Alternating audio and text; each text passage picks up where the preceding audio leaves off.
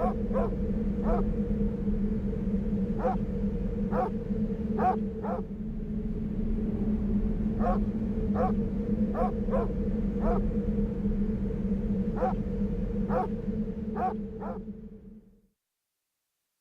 is John Saxon, and you're watching a brand new DVD of Black Christmas, a film I starred in over 32 years ago in 1974. In the early 70s, horror cinema had not yet created a Michael Myers who stalked the streets of Haddonfield, nor a Freddy who even thought about invading the dreams of the children on Elm Street. But a film was about to be released to the world, a film that was very important to horror cinema and very influential. That film was Black Christmas. Black Christmas started life when a young Canadian writer named Roy Moore read a story about a series of murders in the Westmont section of Montreal. He sent the script out to many agents and studios, but no one was willing to touch it due to the nature of the script. Bob Clark made some changes and formed a modified package called Stop Me. Clark saw this movie as an opportunity to try to make a movie where you never got to see the killer. Could it even be done? Would audiences accept the twist and the lack of a resolution that other movies almost always had to deliver? Eventually, changing the title to Black Christmas, Bob Clark and its team hired a crew of young actors and actresses who would all go on to much bigger things in their respective fields. Olivia Hussey was booked to play our tortured heroine, Jess Bradford, the sweet young college girl, who has a rather highly strung boyfriend, Peter Smythe, played by Keir Dullea. I'd never done a scary film, and Bob approached me to do it, and I just loved the whole idea of getting away from home, going there and doing something I'd never done before, and being the heroine of this very frightening plot. The whole experience was beautiful. Andrea Martin was very funny. She was a comedian. I didn't get to know Margot Kidder too well. She was very quiet and off on doing her thing, and Keir Dullea was very sweet. First person I met for Black Christmas was Bob Clark, and he was holding auditions. He held my audition in a big hotel suite he had. As you can tell from the movie, you know, my part wasn't that big, you know, and so for him to get an idea of my acting ability, he had me read the Keir Dullea role. And when I finished, I remembered Bob kind of, you know, doing this and looking away, and I said to him, well, Mr. Clark, wait, I can do it better than that. He says, no. He says, that was fine. He says, in fact, I'm wondering why I didn't see you for that part. I don't remember a lot about the actual audition, although I do remember meeting Bob Clark. Very, very jovial man, isn't he? He was back then, he still is now. I don't really remember a lot about it. I mean, apart from probably having to read my few lines, and I remember being very happy getting the part because, as I said, it was the first feature film that I had done at that point and was about to be my first screen kiss as well. I came on later to play the role of local police Lieutenant Ken Fuller. I think there was a sense of continuity and evenness in the character. He seemed to be somebody who was understanding, could see a little bit like a detective should, you know, see into the situation, pick up little traces, and he was calm with all of those things. I think it was an attractive role.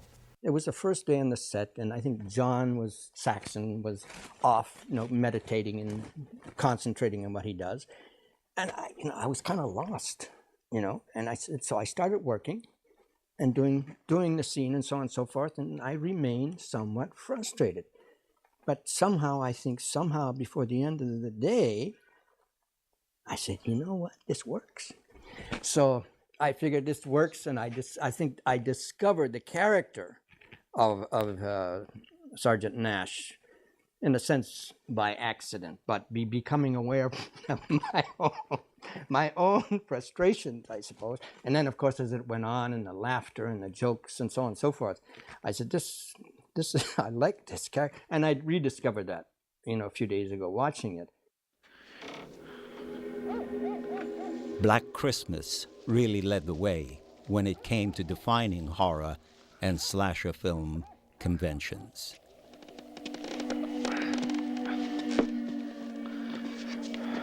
I think the longevity comes from that it was so unique at that time. I mean, I would think all the John Carpenter films and all the Nightmare on Elm Street, all those films came much later. And certainly some of the techniques that Bob was using, and Reg Morris and Burt Dunk, very innovative for the time, because nobody had actually shot that kind of horror movie unless you go way, way back. I think what I've learned since, because I've seen on television from time to time other films that were obscure that had the same ingredients, it was copied. And I think, real film buffs have indicated or said enough for me to understand that films that I never have seen, like Halloween or Friday the 13th, were kind of spawned from it.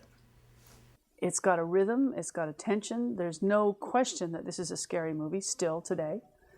There's no question that there's a sense of a pervading sense of terror and danger for these girls. And all of that is there. Usually there's a different rhythm and a pace in films today, and this one appears to have been close enough that you don't notice that sense, which sometimes when you watch an old movie, the rhythm's wrong, the pace is wrong, the subtleties are wrong, and that isn't the case in this particular film. It's really, really quite strong still today. Reginald Morris was selected as the director of photography, and he managed to give an innocent building a very ominous feel. Along with cameraman Burt Dunk, they devised a camera system for the point of view, the POV shots, that would allow the operator to keep both hands free for some key sequences. It started, I guess, because of when I did the up the trellis shot, where I had the camera mounted on my shoulder on a special rig that I had made up, and so I guess that kind of established my hands for the rest of the movie.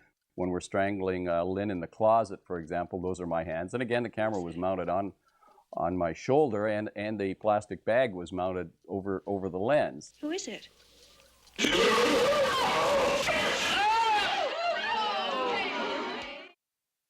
Throughout the film, the camera seems to close in ominously, circling the house and its victims. The claustrophobic effect and everything was really created through the placement of the camera and the composition. And again, Reg, like I said, was a master at that. And, I was the guy that physically did all that. But I mean, it was really created through the choice of lenses and angles. And, but the house itself worked out very well. And I mean, I know they'd gone to a lot of trouble to find a spot that physically worked. I mean, the character of the place just speaks for itself. It's very, very powerful. The inside, the main floor with the entrance, had in particularly a very, very good staircase, because you had the scene of the girl on the phone at the bottom of the stairs, and you could see up the stairs immediately behind her, coming directly at her, not across the frame, but directly at the frame, which is much more menacing than somebody going across. And so that particular geography worked very well. You could see from that area right into the living room area where we needed a scene to happen for the party. And you could see from the area at the bottom of the stairs right into the dining area. And there was a sort of a whole geography possible for people coming and going, and lots of interest, lots of angles, lots of doorways. We painted and papered a good percentage of the house. We went with a fairly neutral tone downstairs in the main area and the hallways. And then upstairs, we tried to pick up the character of each of the girls, each of the different girls and the colors they were given. The Margot Kidder had the rather bold violet colors going for her, and the other girls had colors that were a little more appropriate for who they were and what their characters were. Carl Zitra composed the music for Black Christmas with a very eerie piano strum mixed with wailing, moaning voices, providing a very spooky and distinctive score. To this day, it's one of the many elements that fans discuss on a regular basis. It was a relatively quiet horror film. It didn't have, of course it had screams and stabs and its share of high intensity sound, but it reminded me of when I, in certain scenes, tried to, kill the actor along with Billy killing the actor, and I'd have stabs and shrieks and screams and musical explosions and everything that we could possibly think of. And I remember Bob resisted that from the very beginning with, saying, well, it's not necessary. Let it breathe.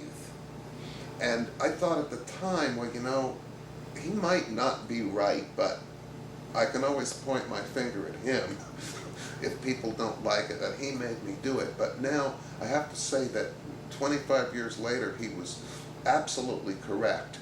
And I think that's what makes the film stand up. It doesn't overpower, it doesn't overwhelm, it doesn't insult the audience with, you must see this the way I intend for you to see it. It takes the chance, and it makes the people seem real, and it doesn't overcook the story.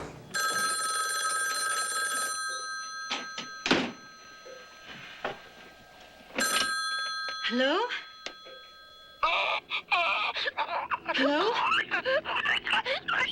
Carl also mixed the very scary phone calls and voices used by the killer, mixing Nick Mancuso, Bob Clark, and various other performers. What do you want? Why are you doing this? At some point, we brought in an actor, Nick Mancuso, who was, I remember, not so much specifically what he said, but I will never forget the intensity with which he delivered his lines. We experimented with filtering it for telephone and thus sharpening it up, and that was, you might think that's very simple to do. You just turn on the telephone filter or have him say it through a telephone. I can tell you it certainly was at the time anything but simple. But that sharpness, I believe, added a great deal of intensity to the voice. And I also have to hesitate to add that, I was not doing this on my own in any respect. There was a great genius of a man named Ken Healy-Ray, who taught us, or certainly me, probably more about sound and music than anyone else I've ever worked with. And he came up with much of this concept of how to treat the voice. What your mother and I must know is...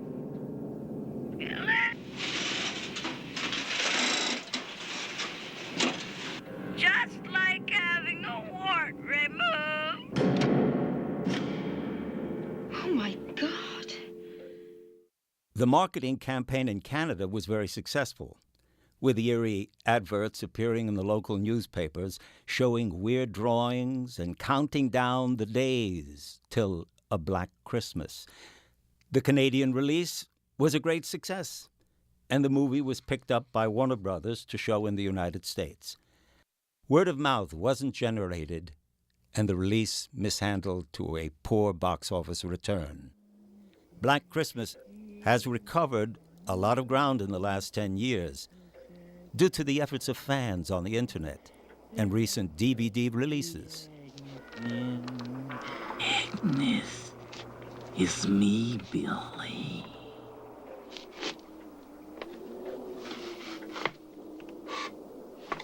"32 years later, we have the movie out on nearly every format known to man.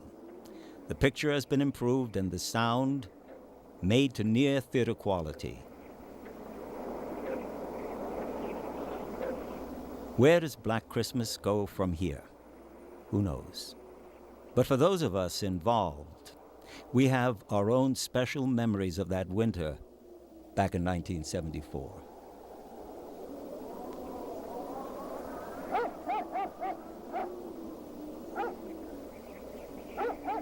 I think that scene, when I look at it now, I go, I really was being strangled with a bag over my head. It looks really believable to me. Now in my career, I tend to play more people that survive than I did back then. Stabbed to death by a glass unicorn. I had never figured out when we were shooting it quite what was happening. You know, the ending of these horror movies can always be a little confusing, and I had no idea till I saw the movie what had happened to me. I knew there was a scene in which I was wrapped in stuff and blood and all that, and we were laughing so hard when we were shooting it.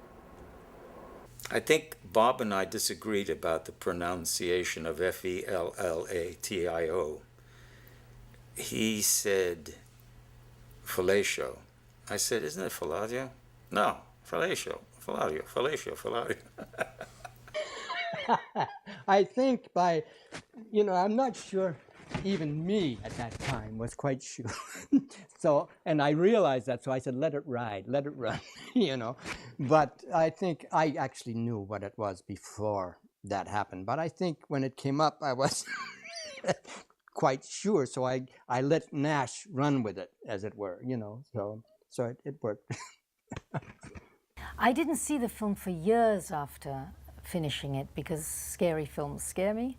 But then when I finally saw it, I was really proud of it. It was just a beautiful little film, and I think Bob Clark is a genius of a director. I wish he did more films like that, in fact. And it is a classic. In its genre, it's a classic. It's as much classic as a Romeo and Juliet or a Jesus of Nazareth in its own way. It has a huge fan base. When I saw it recently, I thought, damn, that is one of the most clear cases of a leading man. I mean, I was presented very, and the shots of me were very, very nice. I was presented, everything was very positive about the approach, except, of course, that the guy makes the big mistake in the end of the film. Working with Bob, it was easy. It was pleasant. You work and you get your job done, and Bob was great to work with, I think. And then the cast were all, I think, including Margot. She was a fire. She was a life. She carried. When I was on the set with her, in fact, she was really full of life, and it was good. And everybody it was relaxed, and you didn't feel a lot of tension. You didn't feel egos running around. It's always fun when it's an ensemble, when you have a whole bunch of people and you're all on the same page, and that's what you always hope for. Andrea was very funny. This Michael Rappaport, who wherever he is, he was a very funny guy. The lady that played the house mom, her name escapes me at the moment, but she was hilarious, and it was great fun. Doug McGrath isn't so funny, but I'm kidding, Doug.